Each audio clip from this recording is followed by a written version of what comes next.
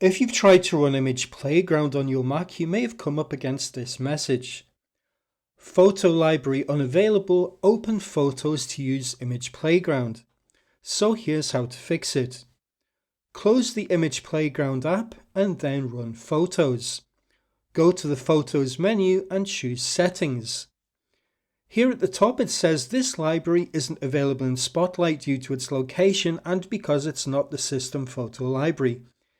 This is because I've moved the photo library to an external drive in order to save space. To make it the system photo library and allow Image PlayGround to run, we just need to click on the button labelled Use as System Photo Library. Now you'll see a message saying that switching the system photo library will turn off iCloud Photos. Click OK and then you can close the settings window and quit Photos. Now if you try to run Image PlayGround again, it should run.